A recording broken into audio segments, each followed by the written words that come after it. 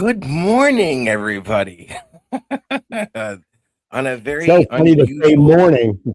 yes, in a very unusual time slot here for Isles Talk. This is season 7, episode 12, Pucks and Bagels. Um, Coffee here we too. go. Cinnamon raisin with cream cheese and my coffee in here. And Gary's got his coffee because he's going to need it to deal with me this morning. Nah, I've dealt with worse. That's true. Matthew's actually up. I'm a little shocked by this. So, again, good morning, everyone. Welcome to Isles Talk. Um, we've got some stuff for you. Thank you, sir. I'm eclectic. I eat all every kind of bagels. I was just in the mood for cinnamon raisin this time. Egg Um, everything for me. yes. So, listen. We've got some stuff for you. We're going to talk about the Olympics, and then we'll give our thoughts on that. And then we're going to have our usual Don't Blame Gary segment. And what that is, we'll get into it a little bit later. Sometimes we get rewarded with some news, sometimes we don't. Tonight's one of the, see, I did it. Today is one of those days where, we are allowed to pass on some information for to you guys heading into the trade deadline, and we'll talk about that. And then instead of water cooler talk today, folks, it is going to be coffee and chat. So no water cooler talk. It's going to be coffee and chat. All the rules still apply. We'll take your questions, comments, your. I won't put Gary through this, but I'll play armchair GM with you guys. But I don't think you'll have to once we get done. So, Gary, how are you, sir? I'm doing well. It's no problem for me getting up, early in the morning and chatting because I'm usually on a 6:45 train into the city. So this is nothing. It's all right. Nice. It's fine. It's fine. Mm. Everything's fine. So, listen, before we continue, and I just found this out. Quick happy birthday going out to Tommy, uh, Tommy Baffy over at the Drive for Five. Happy birthday! Happy birthday, old man. It's his birthday. We don't know how old he is, so I'll just be that friend. Happy 60th. He's not Hey, I've been there, 60. done that. He's not 60, but hey, why? Well, he's probably a little younger, but he's not here to defend himself. So happy 60th birthday going out to Tommy, and we'll go from there. So yeah, all right. So let's start the season. Let's start the show off. The Olympics, but um, that was we needed this in the worst way. It's been what 16 years, and to all of our friends north of the border. That gold medal game was phenomenal, but give me your thoughts.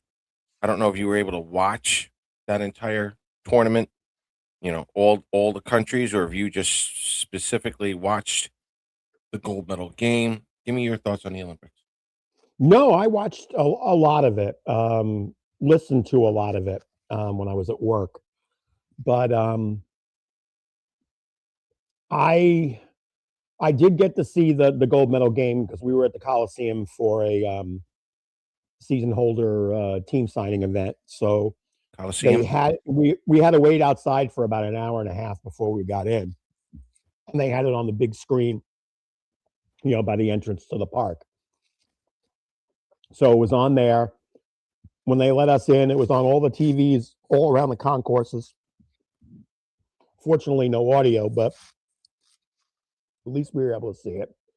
And the winning goal came about a half an hour before we got the players came out to sign autographs because obviously they were watching the game too.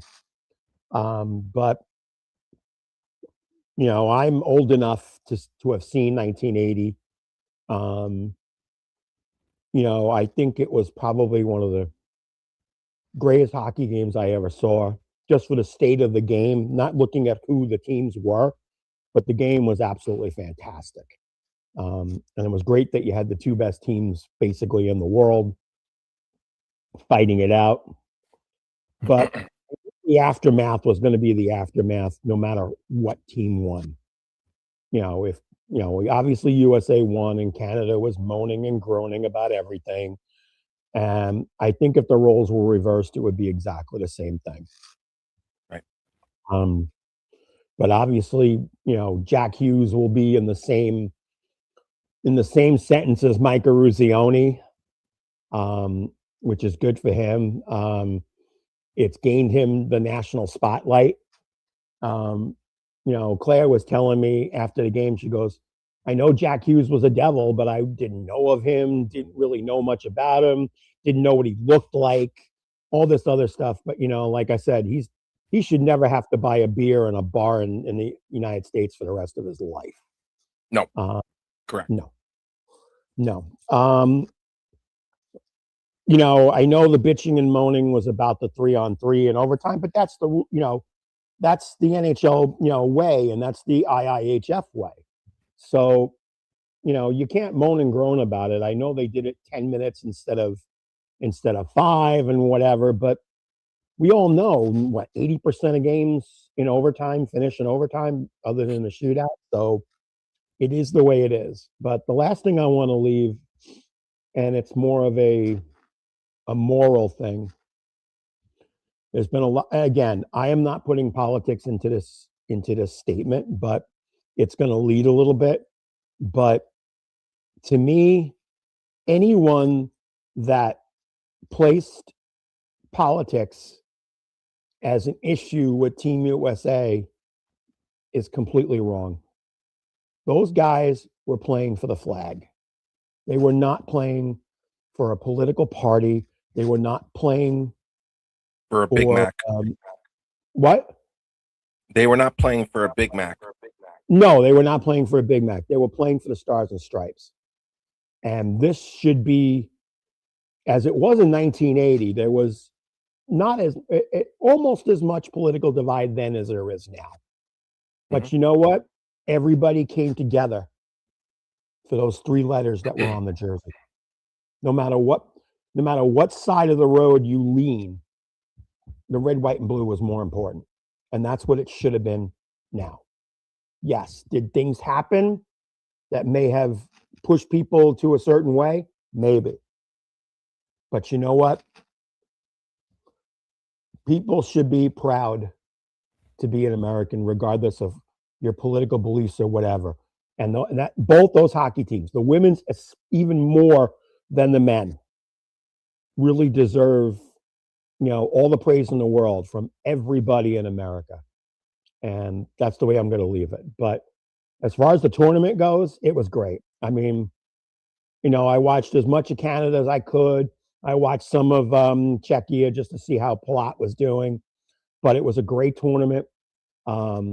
Italy surprised the heck out of me how they kept in with games, including Sweden when they were outshot like 60 something to 23 and only lost by 1 goal, I think. They really played their hearts out. So every tournament game was a lot of fun.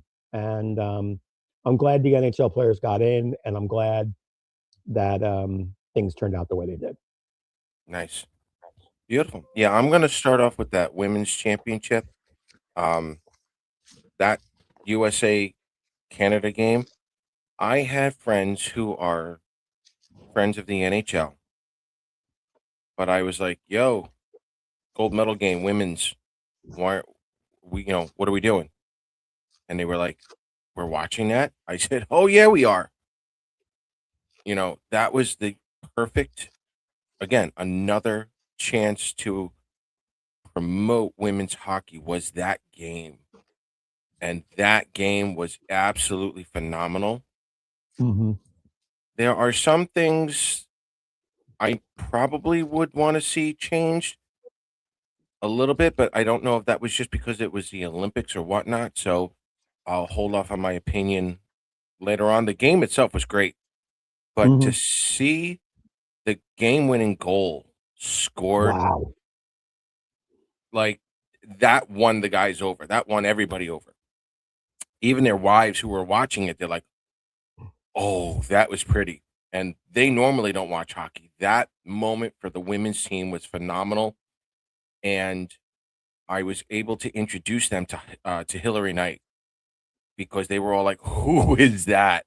I said, "I don't care what league you're in." I said, "If the Devils are in the playoffs, if the Islanders are in the playoffs," I said, "You want her on the team because she is your Captain Clutch." Okay. Mm-hmm. Anytime in the playoffs this year, if you need a clutch goal, can we please sign Hillary Knight to the NHL real quick, please? Just to get us that goal. Please. Like she delivers every time. So um the women's that championship game was phenomenal. So, they got we got a few more, women's hockey fans moving on. Yeah, Megan Keller, that backhand, and she was a defenseman, I think. She's just, well, she nailed it.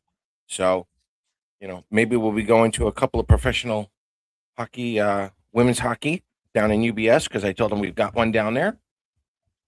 So that might be it. And as far as the men's go, this was, inject this into my veins every year if we could. If we can come up with a small or similar setup every year, like a Four Nations, something like that every year instead of the All-Star game, please. Even if we had to do a Four Nations, but play not by the NHL rules, play by the IIHF. No fights, no nothing. If you're going to play like international like that, play by the international rules so that way you don't have to worry about injuries, you know, as so much during a Four Nations. But this Olympics, I loved with the teams that weren't heavily favored or at all. I loved the effort that was given by these teams because it was like, yeah, you might beat us, but we're not going to make Italy it was easy on you. Italy was the example. Yeah, yeah. Italy's goaltender was phenomenal. I don't care what that score was. His save percentage was outstanding. He faced the most shots out of everybody, Oh, and no he question. looked good. He looked good. I mean, you're So going to I, see him. I, He's an Anaheim draft pick. I believe he's a third rounder. Yeah. So Yeah. I was very impressed with the tournament. Um, Politics aside, and I understand why. Russia, as for a hockey team, they Needs need to to be be there. in there. They need to be there. As a hockey team, they need to be there. Um, that would be even better. My next hockey jersey is going to be a Brock Nelson Team USA jersey. Mm-hmm. I I thought Brock, and I'm going to say Bo as well. Brock and Bo both played a similar two-way style. Bo was all over the place for Team Canada. I thought he was very noticeable. I thought Brock, as the games went on, he was quietly doing his job, doing the little things, but he was just as effective. So I think my next jersey somewhere in here is going to be his number 29, Team USA, and that's got family history now all over the place. And I was Mm-hmm. very, very happy for Brock. Um, that's a nice little lineage going down there. As far as the game itself, Canada and US, Gary, this goes back to what, and we're going to kind of tie this in with the Islanders as well. Defense and goaltending wins you that championship. Oh, yeah. The only difference between Team USA and Canada was the goaltending. The goaltending was better for the US than it was for Canada. And Canada, And it yes, they wasn't had bad this. for it wasn't bad for Canada. Bennington did play very No, well. no, no. I I thought he mean, did. you can make an argument that Bennington might be this generation's Billy Smith in terms of being a money goaltender. Mhm. He just steps up whenever whenever it it arises, whenever he'll step up to that occasion. So, um, yeah, going to the 3-on-3. This is the only thing I'm going to say. And for all our Canadian friends and followers, we do love you guys. We're all having beers now. It's over. But the ones complaining on the 3-on-3, Canada had McKinnon, McCarr, and McDavid out there. And they lost with those three players on the ice. I don't think Canada has much of an excuse at this point, losing the way they did. You had arguably the three top players in the NHL, especially your top two centers and your top defensemen in the NHL against Yep. Team USA, and Team USA beat you. That's it. So, no, no, no, No. sorry, no, no, yeah, no. Schaefer didn't need to be there. Your top three for Canada needed to score something over there. They didn't. But the game itself, Hellebuck was phenomenal. I probably would have preferred 4-on-4 instead of 3-on-3. But again, it's TV, it's That's the ratings, international rule. it's the international rule. That's what it is. I don't have much, to say about that afterwards. But it was a phenomenal tournament. Definitely built up the sport of hockey, and And I that's think what they moving needed. forward, yeah, they needed it, and I think something like the Four Nations every year before the Olympics would be a phenomenal idea. So we'll see what kind of all-star format goes Even on. every 2 years. Even every 2 years. Yeah, yeah, no, I'd be all for it. Yeah, the year before and the year So, after the Olympics. I think that's a great idea. right, But again, I think you need to.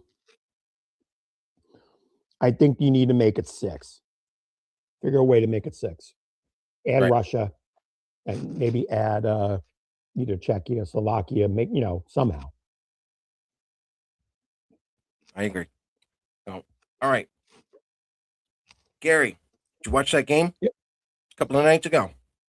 I was at a viewing party in Farmingdale watching it. Yes. But before we go And, into this, oh, go ahead. because it involves the team. If everybody remembers that's watching this show right now, Mm.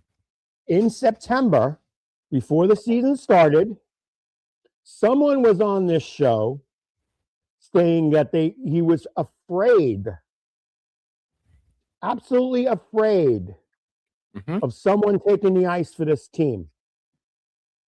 He thought that he was concerned about the fact that he was going to be physically hurt or somehow stunt his way in that season. I want Paul Kreischer to come right up on the show after I'm finished talking and basically apologize to everyone listening to this show and No, anyone can't else do it that's yet. listened in the past No. about his brutally bad mistake of predicting a certain player on this team. I can't do that yet. Yes, you And can.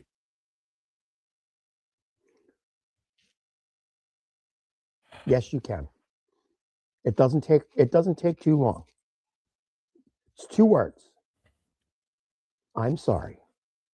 Okay, okay, you're gonna look like a fool in a minute, but okay, I'm sorry. That's all I wanted to hear. Horrible timing, my friend, but I'm gonna go along with this. I'm sorry, everyone. Bad timing, my friend, and we'll get into that in a few minutes. And folks, this is why Gary does not know what the hell's going on, and we're gonna do that in a minute. Anyway, sticking with Schaefer for the rest of this season. Actually, it's been all season, but it's going to be prevalent now. We saw him take over when the Islanders were down 2-0 to Noah Dobson and the Montreal Canadiens. He comes back. He racks up the 2 goals. Is this going to be for the rest of this year? They go as far as Matthew Schaefer takes them?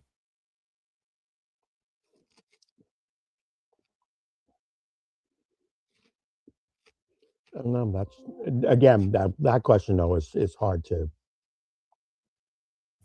say Yeah. because I Like think we he are needs literally everybody. that's and this is this, he's literally taking this team on his shoulders like he's done with so many other things in life before, and he's literally taking this team to a level. Um, the goaltending has to be there, of course, but Horvat's got to do his thing. Patrick Waugh is going to be doing his thing, but for me, the rest of this season is it just feels like they will go as far as Matthew Schaefer can take them. And that might even include the postseason, folks.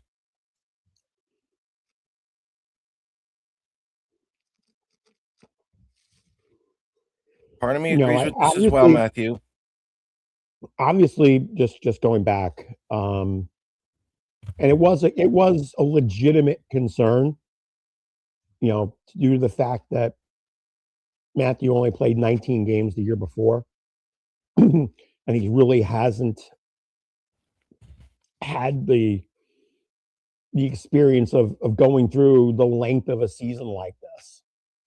But maybe the break helped or whatever. But even before the break, it didn't slow him down. You see that, and we call it generational talent and all that. Those types of players, even the Bobby Orrs and stuff of the late 60s, they didn't let their age be a factor in the way that they played. And that's Matthew Schaefer. I No, I mean, agree with that. mm-hmm. I agree with that. I'm But saying but what I'm saying is it's very rare that you see that kind of a player in that spot. We're looking at the best defenseman in the league.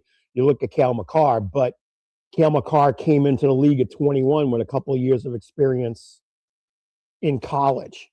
So he had that maturity going in. But, you don't, as much as we knew about Matthew before we drafted him and stuff, the scouts and everything else were just, and Shane Malloy can obviously add to that because we had him on our show. He said that there's things with this kid you won't see with anybody else. And we've been very lucky. And not only has that been apparent, with him, but obviously the nature, the personality, his talent has really spread to the other guys. right, Without even him on the ice in a lot of situations, it's made players better. right. He's made, I think Pulak has had a renaissance season because of Matthew. There's a couple of other guys that have had much better seasons, and maybe not because of Matthew, but I think maybe the influence. Right. It's spread on the team like wildfire. And that's something you can't calculate. You can't Right. put into metrics. Right. And that's why I think metrics are good in a lot of cases, but this kind of thing you can't quantify. Right. And that's what's made this team 14 games over NHL 500 right now. Not their numbers, not their defense, but the locker room.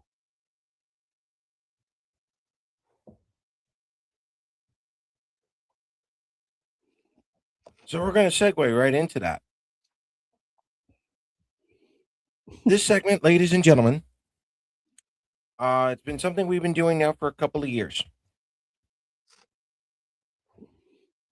Every once in a while, Joe and I are allowed information during the season, throughout the season, um, to keep you guys updated when it comes to news, rumors, anything else, so on and so forth.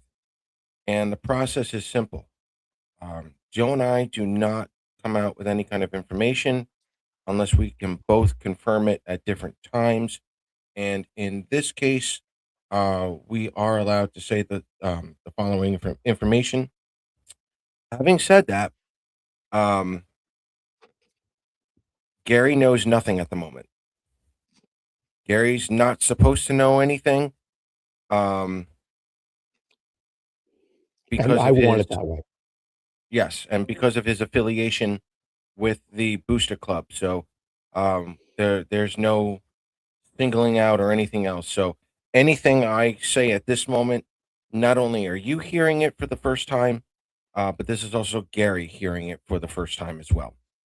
Um, Unfortunately for some of you, you probably won't like it. Um, but the information that we have gotten so far, Joe and I, is that number one, as of right now, 9:28, call it 9:30 this morning, February 28th, 2026, is that there is currently no deals on the table for the New York Islanders. Now, what does no deals mean? Has Matthew Darsh talked to a couple of NHL teams? Of course. That's called doing his due diligence. I don't care if it's Bill Torrey, Lou Lamoriello, Mike Milbury. If you're not talking to other GMs at this time of the year, you should be fired. It's common sense. It's SOP, standard operating procedures. Okay. They talk to everybody. Is there any kind of deal in place for the Islanders? The answer is no. Could that change by noon today? Absolutely. Could it change by Monday? Probably. Okay. But the Islanders are on a West Coast swing. Maybe something happens during the trip. But when I get told, and when Joe and I get told that there are no deals on the table right now, it's gonna have to be a last minute a la Ryan Smith trade. For those of you that remember that one, Ryan Smith was acquired, um, literally what we felt after the trade deadline. I believe that was 2006, correct? Yep. 6. Yeah, yeah, it was 2006. That was a trade where we sent, I believe it was Nilsson, Ryan O'Mara, and another first rounder to the Edmonton Oilers for Ryan Smith. That was also your Wade Dublowitz poke check postseason with Ted Nolan. Um, I if a trade of that magnitude comes around by the Islanders, that is on pace right now to being a trade, literally a trade deadline day trade. The other information that we are allowed to tell you, um, is that the Islanders' focus, again, it could change. It's a Saturday, 6 days before the trade deadline. Their focus at the moment is for an enforcer. I wonder why. Mm-hmm. As much as I have loved Matthew Schaefer, watching him play this year, I'm stunned that some of these defensive teams don't put a body on him when he's up at the top of the crease.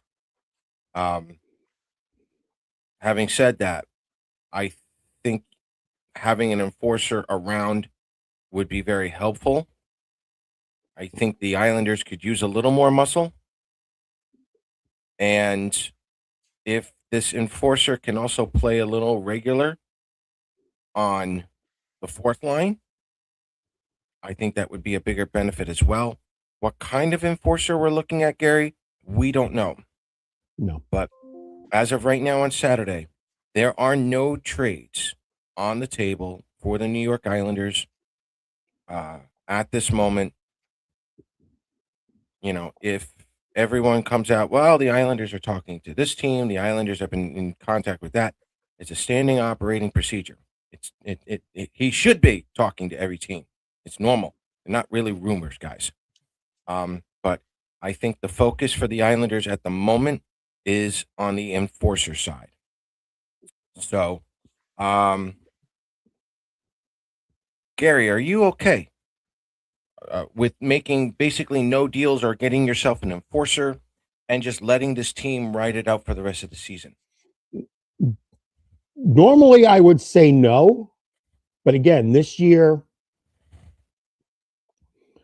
I really think because of the clubhouse, and again, I've seen it over the years, past years when I covered the team. The clubhouse, the locker room has always been pretty good, but from things that obviously we see, and we see it on the Islander videos that they've made, as well as the hearing from the beat writers, Ethan and Andrew, and that this is a special locker room right now. And again, going back, it's all because, and not by his necessarily doing, but by his being here. Schaefer has made that room infectious. Bingo. They really truly love each other, period. And sometimes chemistry is a bigger factor than talent. We all know in the past 10, 15 years, when we were down or tied going into the second period, you had that fear that they were going to blow it with 3 minutes left or Right. with a minute left. Okay. The stat that came up during the game at the end of the second period, I believe it was Thomas that said it, that when the teams are tied going into the third period, the team that had the most wins was the Islanders. We Mm-hmm. can't say, we never could say that. No. And that one sentence alone is reason why you don't necessarily want to change things. How many times has a team made a big deal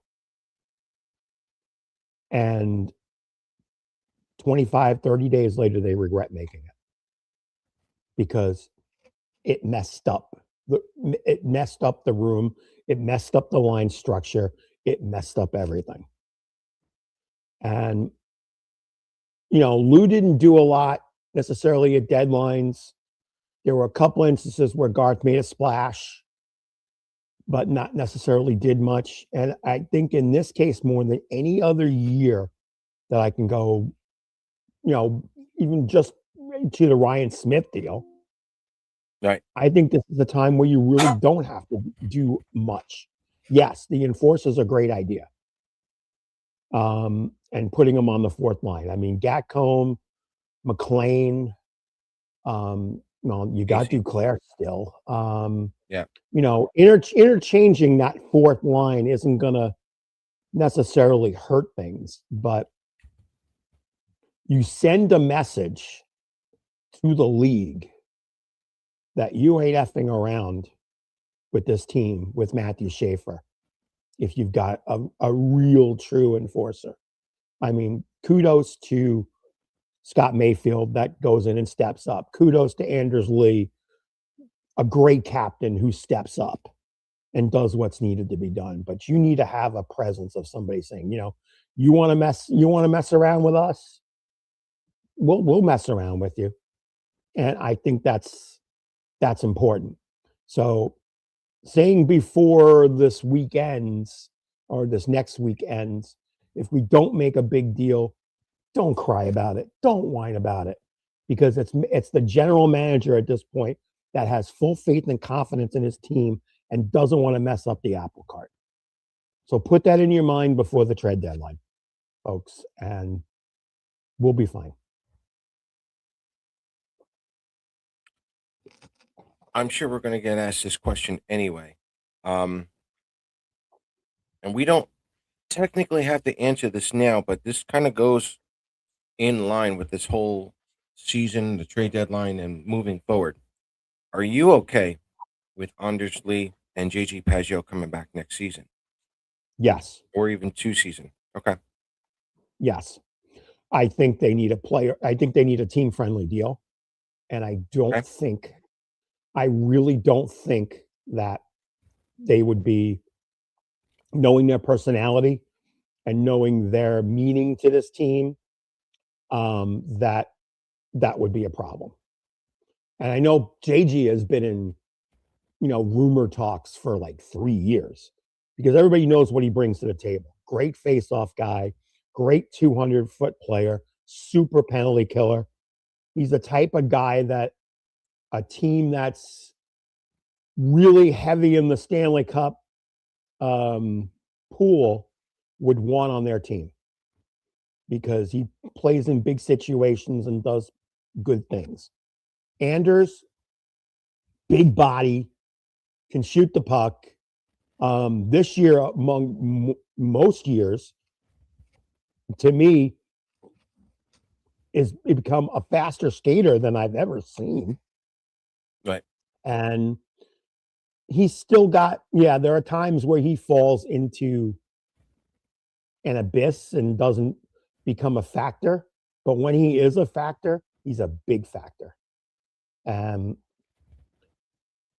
I think the Islanders as an organization, and I will blame Lou Lamoriello on this, screwed Josh Bailey and screwed Matt Martin for the 1,000 situation.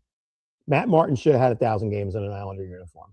Josh Bailey should have played his 1,000th game at UBS Arena. And those were Lou Lamoriello. I 1,000% believe Lou Lamoriello related situations. Anders Lee bleeds orange and blue through and through. And he played his 900th game the other night. At the end of the game, in the interviews, you could see how emotional he was about it. Right. And to me, if this was last year, I would have said maybe. But right now, again, and chemistry comes back to that equation, I say absolutely not. And if anybody disagrees with me, tell me why. Okay.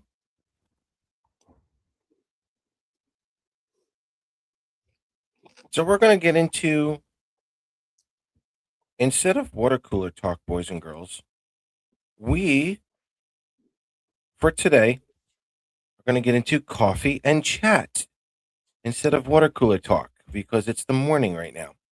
Same concept. Take your questions, comments, concerns, and yeah, we can comment on the enforcer stuff here. Craig, and I agree with you. Plays 13 minutes a night. When 48 plays 25 minutes, does exactly what for this team? We have enough players that play the bottom six. Let's throw this out there. Okay, we were not told specifically that this enforcer should be playing bottom 6 minutes. I'll throw a name out there: Evander Kane. Evander Kane can play an enforcer role and still score goals. He's middle six. He might be better than Anthony Duclair. He might fit the system better than Anthony Duclair. But again, does, Evander Kane play that 200-foot game?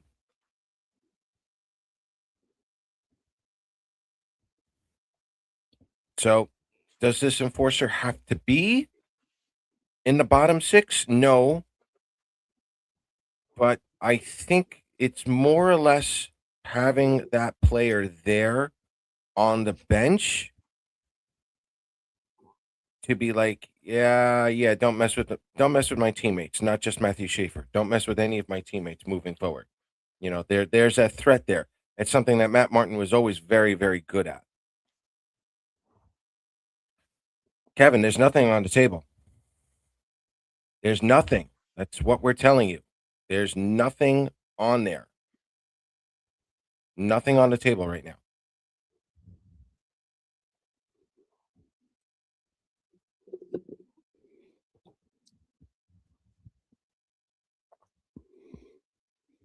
I don't think Lou would have signed Lee if Breadman signed here. Maybe. That was the kind of going, that was the talk back then.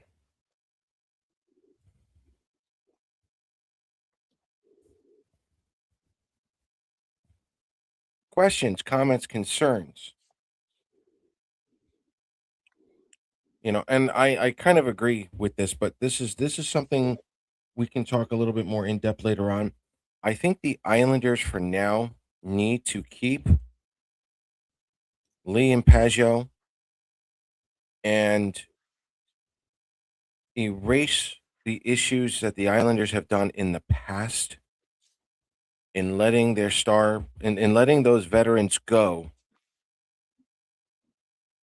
too early and not having their star player play around those veterans. LaFontaine had that problem. And then in 93, 94, 95, we started losing all of those veterans.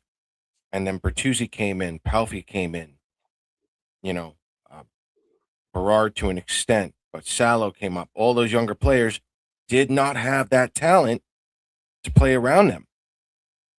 Even if you keep J.G. Pajot and Anders Lee, call it for a short term, you're keeping the locker room intact. You're allowing Matthew Schaefer to still be Matthew Schaefer and still learn over the next couple of seasons. Yes, he's no longer a prospect. He's played over 50 games. But over the next 2 years, folks, he's still going to be developing. He's still going to be growing. He's still going to be learning. And if the Islanders can stay this competitive with what Matthew Schaefer is doing now, imagine what Matthew Schaefer can do in even 2 more years from now. You don't want to lose the chemistry that's in that room. Granted, there is that fear that Lee's numbers and Pajot's numbers probably will decline, or more injuries are going to pick up. But you have a minor league system that is now improving, and they're going to be younger players who are going to be ready to come up. And now Matthew Schaefer will be able to help them put him under his wing and show them what it means to be an Islander like this current team is doing right now.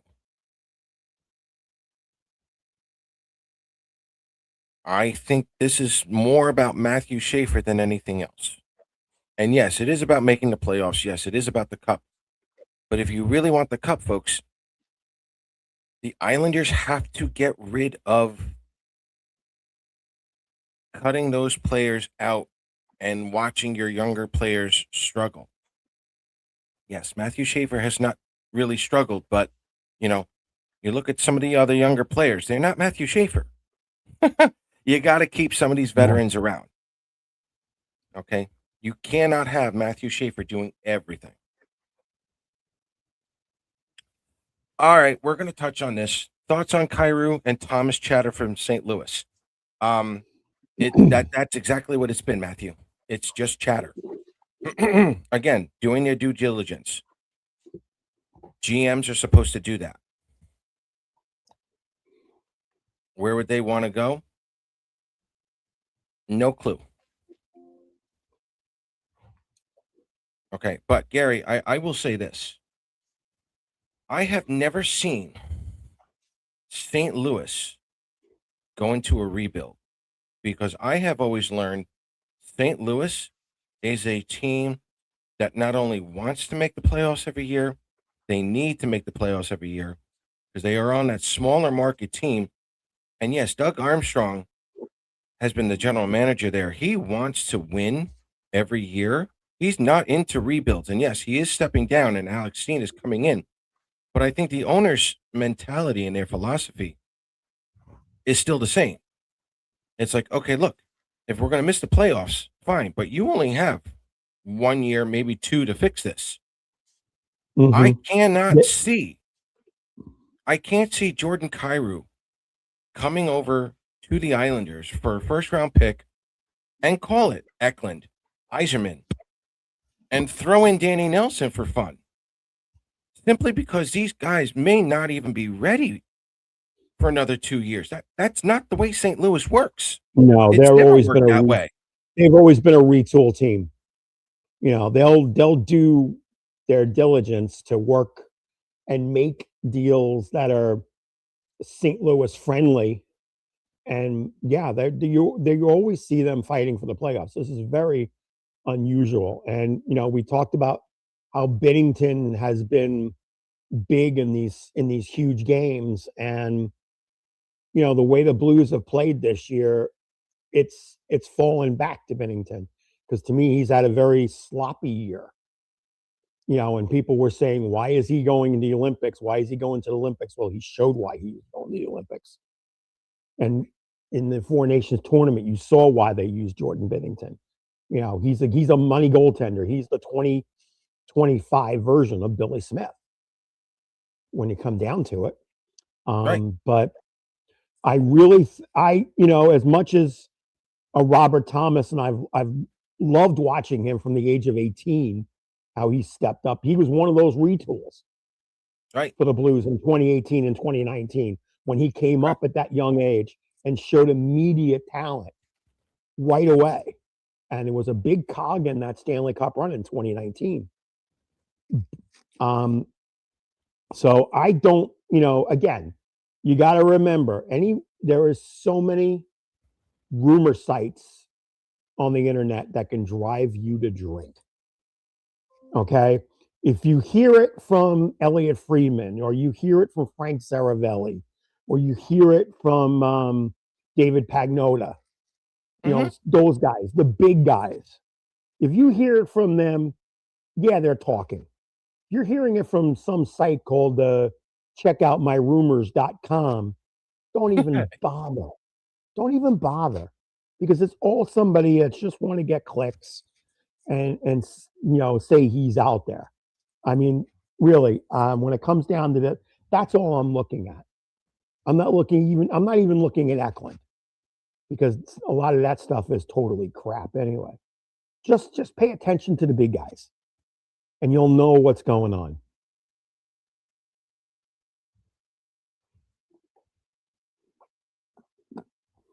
And I like this. Chemistry makes sense for this season, but the chemistry has not won anything in a very long time. Yeah, call it 40 years. Okay, new chemistry is needed. Sure. Um, I'd rather have the chemistry that they have right now for maybe even this year. Maybe for another 2 years. Okay, instead of having no chemistry at all. And no matter what we're going to do here, Matthew Schaefer, even Matt Barzell, they're learning. They're learning how to win as a team the way they are this year. They're going to have to pass it down to the players coming up. There's And nothing remember, wrong with it. Go ahead. no, sorry. And just remember now, as opposed to the past, even the past 5 years, you've got a Sure. pipeline now. You've Yeah. got a viable pipeline, which the Islanders can't say they've had in a long, long, long time. And it'll be the Schaefers and the Barzals and those type of guys that are going to push it, and Matthew, push it to these guys coming in. And yes, some of these guys that are coming in are going to be older than Matthew Schaefer, but Matthew's here. And we all know he's infectious. And To me, the one thing I'll say about Barzal, obviously he doesn't have the points everybody wants him to have, but I think his maturity and his attitude plays even a bigger factor than him getting a point a game. I mean, to me, I think even though the points aren't there, I think Matt Barzal has had his best season. And that's what you need. Right. Because, again, indirectly, these guys are making the Simon Holmstroms better. They're making the Cal Ritchies step up. I mean, I knew Cal Ritchie had talent. We all knew he had talent. And again, the points aren't necessarily always there, but his level of play, his his awareness, his vision, his Yeah. IQ is great. That was we all hated to see Brock go, but you've got somebody that you can rely on for the next 12 years, and this kid's only going to get better. So all this stuff is manifesting here, and we got to stop looking at making tremendous deals and trying to do all this stuff. Build from within. You've got a pipeline here. I'm telling you this. I won't say the sky is the limit, but we have something as Islander fans we have not had in a long time. It's faith in the future. And you got Matthew Darshan here that is going to make sure that that future grows. I'm telling you this. If you go back and look at the history of the Syracuse Crunch, how effective they've been every single year in the AHL. Who's responsible for that? Matthew Darsh.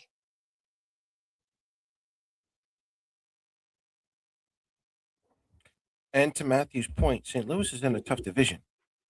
The last thing you want to do right now is a rebuild, especially in that division. You're never going to get out of it. You're going to turn into the Buffalo Sabres. The Buffalo Sabres, yes, they struggled. They had they had to build their team from within so many times. But that Atlantic Division is now here. Thank God they're in it. But you know, that rebuild has taken 13 years. If St. Louis wants to go into a rebuild now with the division that they're in, St. Louis isn't sniffing the playoffs anytime soon. And That's suicide. the Blues can't That's do that. suicide. Yeah. And that's why a St. Louis team always had a retool. Regardless of what's happened in the past 10 years, but there's always been solid teams in that division. Colorado's always up there. Dallas is always up there. Minnesota Right. is always up there. Right. Chicago has it, obviously, and some of the others, and Winnipeg is, well, even though they're having a bad year, there always was in the mix. So you had to keep up with the Johnsons. And if you didn't, you suffered. And that's what Buffalo has done for the past decade plus. And then Kika Leinen came in and says, we believe in you, stick the course. And that lit a fire under Buffalo. And, for the first time since 2010, 11, they're getting memos for playoff tickets. Right. Right. So. From John, but who are you giving up for him? Thomas has been hurt, I heard, this year. Folks, I've been saying this now for like the last 4 months. This is what we've been told 4 months ago. The NHL wants our farm system. It probably starts with Cal Ritchie. It probably starts with our first round pick, not Colorado's, our first round pick. And maybe another prospect. Maybe it is Danny Nelson. Thomas is a bare minimum second line center on this team. That's what you're going to be looking for. That's going to be the trade. Now, there is some who would make that trade because it's like, look at what Sorokin's doing now. Take advantage of this season and make a legitimate run. Thomas is under contract. And Matthew Darsh has learned under Julian Brisebois. Brisebois does not keep his first round picks. If he has to trade, to make that push, he has done it before.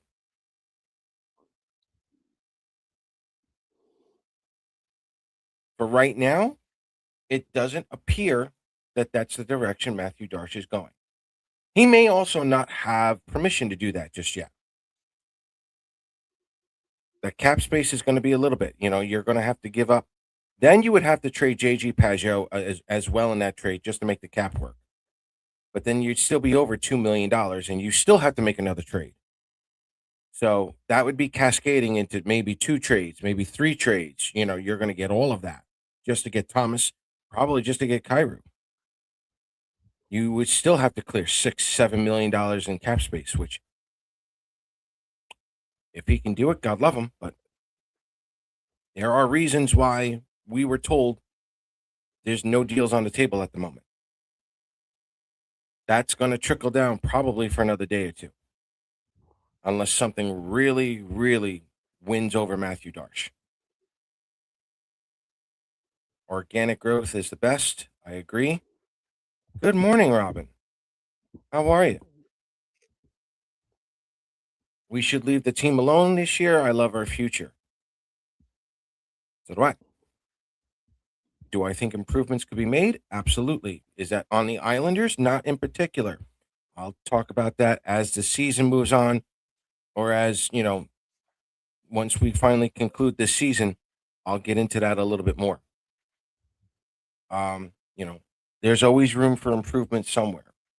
Here we go. Robin, we were already talking about it. That was phenomenal. Phenomenal Olympics. So,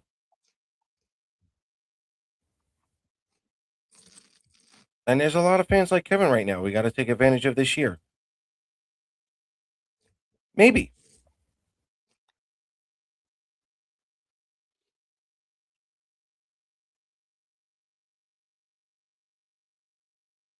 We've had some key injuries. The upside is we've seen the farm boys, and that's also true. We are still a couple of years away from making splash trades. I kind of agree with that. I think next year, I think you're going to see more forwards show up from Bridgeport or Hamilton, wherever they're playing. I think that's the next time. That's the next trend you're going to see. You're going to see some of those kids that we've been looking at now for years finally turning 24, 25, and be like, okay, you're at that age. Let's see what you can do. Where are your late bloomers in the American Hockey League? If injuries do occur, how low are you going to go? How much of a buffer can these kids now hold with this team? That's going to be the future in another year. You were going to say something? Does his name Alex Jeffries ring a bell? Look, Jeffries, Beckman. Well, I say that only Maggio. because you've been a big fan of Jeffries for 4 years. I have, but my issue with Jeffries at the moment is that he can't stay healthy. Mm-hmm. Yeah, and I know. He can't stay healthy. Maggio's been doing well. Beckman's doing good. I'm just saying there's enough offense blossoming coming out of Bridgeport right now, and I'm really excited for next season that it may all come together next season when you blend in a bunch of the veterans and now your rookies coming in next year.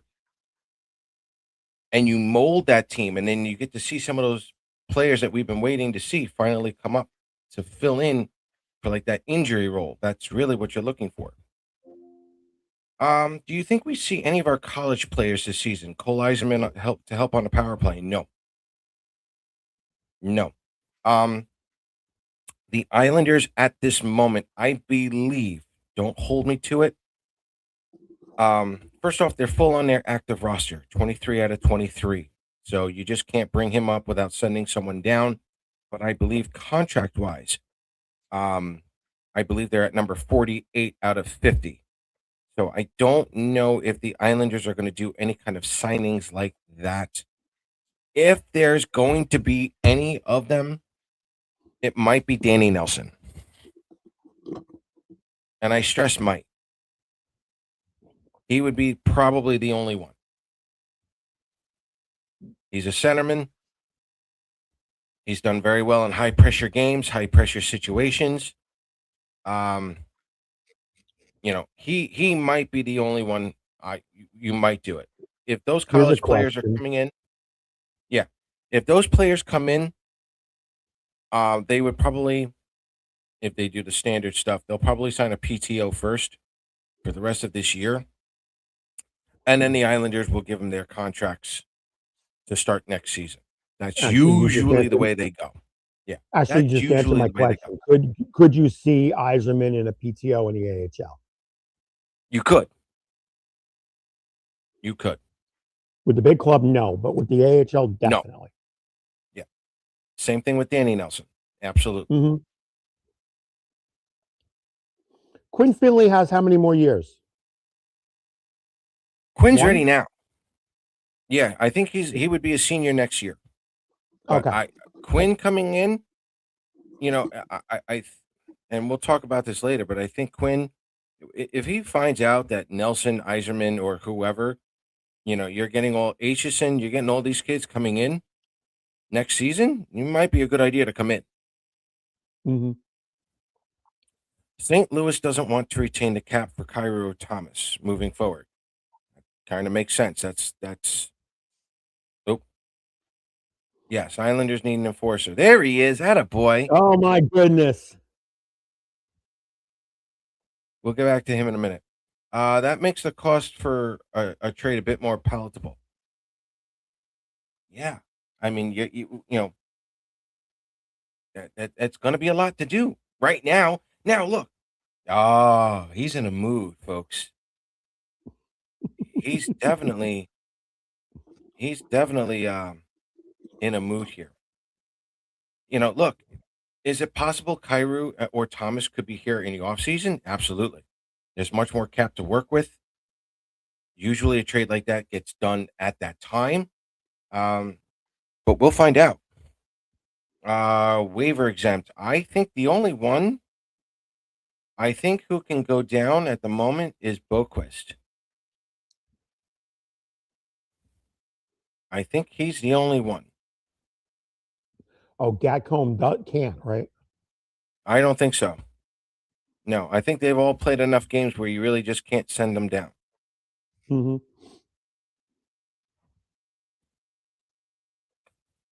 Lomberg from Calgary.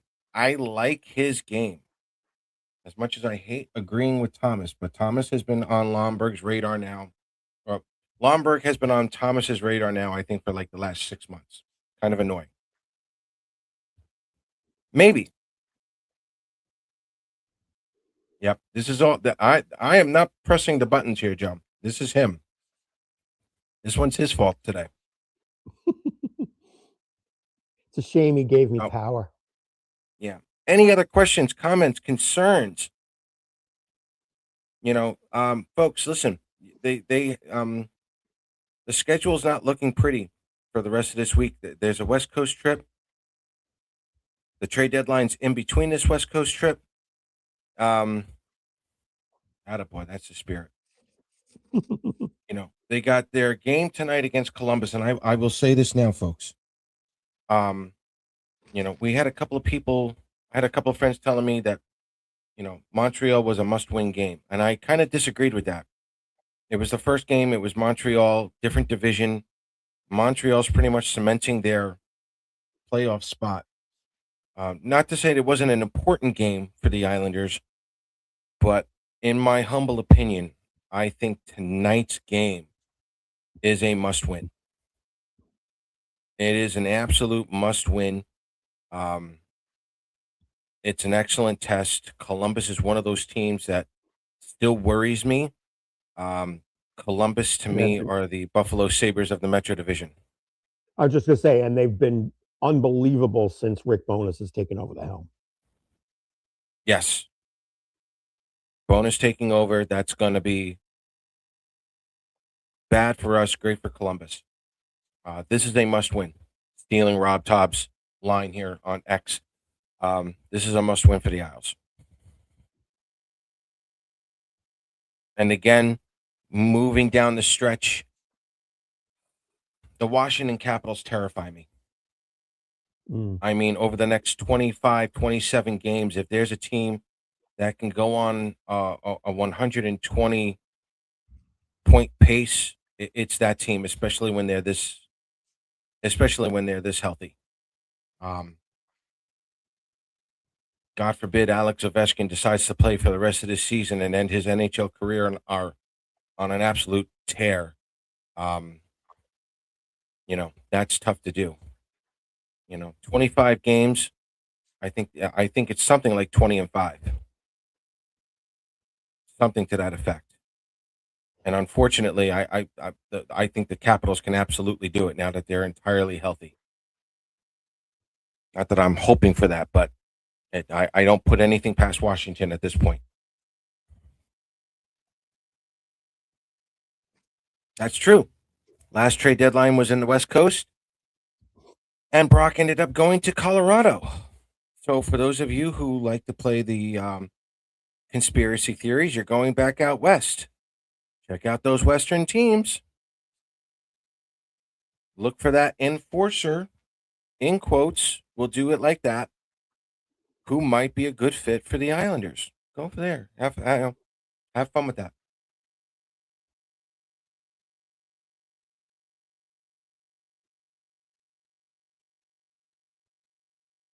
Oh wait, Joe corrected himself. He needs 25 points in their remaining games to be on the cusp. Agreed.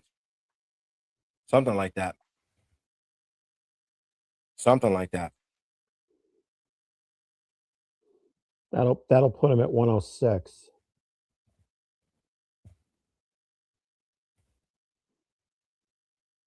Maybe not 25. Maybe 20. This again, Gary. We saw this a couple of years ago. That eighth place, that final spot had 100 points. They Yep. finished with 100 points. I don't think Joe's off. I don't think he's off by that much. Maybe No, not 20. really. Yeah. No, the mindset's there. He's correct. Well, let's not give him too much credit. 96. The mindset for this Yeah. morning, he's right.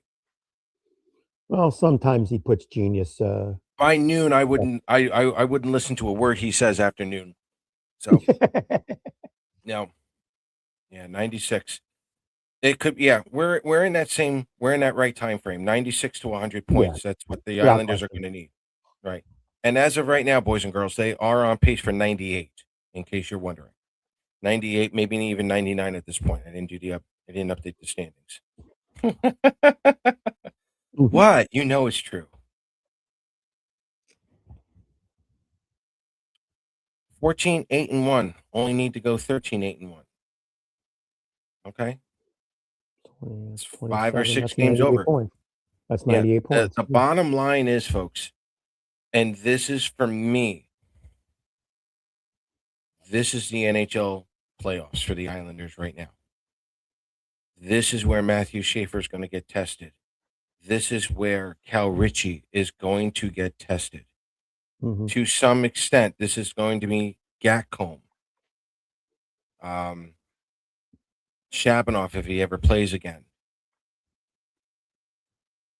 These younger players, this is going to be such a learning experience for them, win or lose. If they win, they finally realize what it takes to get into the playoffs. If they lose, they're going to be more motivated they're going to understand what it takes to get in there. But now they're going to be motivated to get themselves back in there. To get back, not only to get back in the hunt, but win this whole thing. So, and it is a fun time to be a fan, no doubt. Islander fans, your playoffs start right now. It starts tonight in Columbus. Sell out as many games as you can. I know we don't have a lot this week. It's just Sunday against Florida, another tough And game. it's gonna be every other day for the rest of the year, almost. Yep. And April, you've got 6 out of the last 7 games at home. If they're in it, sell those babies out. It's March Madness coming in. Hmm. So, all right. So before we sign off, let's put that there. Let's do this. It is March Madness, folks. Um, for me, it's nothing but the playoffs. It's the Canadian Hockey League playoffs. It's the Memorial Cup. It's the Frozen Four. Uh, I will be watching all of those games. I will be watching all of the prospects. When it comes to prospects and their level of how much they've learned this season or how they are playing, this is the time of year that I really watch and emphasize their talents and their skills. This is where I get most of my data from. Okay. Yes, I'm an amateur at this. Even Shane's giving me a compliment from time to time. It does happen. This is also true. He spelled my name wrong, but yes, I don't have a life in March and April. It does not happen. Um, but I get such a better read from these younger players when they're in the playoffs, when they're in a bigger pressure situation. So all throughout March, a little bit of April, as we try to conclude the season, my draft season begins, and I will be able to tell you what prospect to look for, who's improved, who hasn't, so on and so forth. So for the rest of this year, for the rest of this season, if you guys have any questions on any of the prospects, I'll be able to answer them a little bit better. Or if there's a prospect I think who is really starting to stand out, I'm going to let you guys know. Um, and I think that's going to be important for this organization over, I'm going to say, the next 2 years because they're all now coming together. And the playoffs for me, for all of these prospects, are going to be key. But that also includes Danny Nelson because Danny Nelson won't be in the playoffs with Notre Dame. He could be in the playoffs for Bridgeport. That's a big one. So we'll go from there. All right, folks, this has been fun. Um, we'll do Indeed. another more like this. This wasn't too bad. This was nice and No, easy. mornings are fine. And yeah, And we don't need um, Joe. yeah. Don't forget to follow us on Isles Talk on X at Isles Talk. Please like and follow us on Facebook. Hit that like on this video and subscribe on YouTube, please. You'll get all the notifications. Oh, you just can't do it. One show without it, huh? One show without it. Can Bridgeport make the playoffs? Yes, they can. They can make the playoffs. Springfield is not that great. Hartford, some of Hartford's already up with New York. Um, oh, and let me tell you something real quick about Matt Luff. Another reason for that trade that most people might be it they may not have looked, they may have overlooked. Matt Luff used to play for the Hamilton Bulldogs in the OHL. So if there was a free agent or someone to re-sign who is very familiar with that area, it would be him.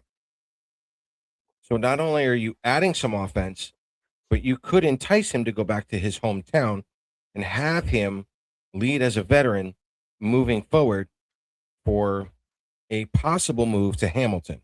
We'll leave it at that. So there's another underlying advantage for bringing someone in like Luff with that trade with Gauthier. So there's that. Folks, this has been a blast. Thanks for coming on. Gary, where can they find you, bud? You keep saying that, and I never get the tweet. But I know. At Isles Met 63, because I got a life. Sometimes he has a life. Yeah, sometimes. But Sometimes. So, alrighty, boys and girls, thank you so much for coming on. I'll keep you posted sometime next week. I'm hoping my schedule gets back in order. Um, and we'll have a proper time slot for all of our shows moving forward. So, other than that, folks, great time. Thanks for coming, and leave your comments below. What's your favorite bagel? and we'll read it later on, and we'll go from there. Alrighty, boys and girls. See you later.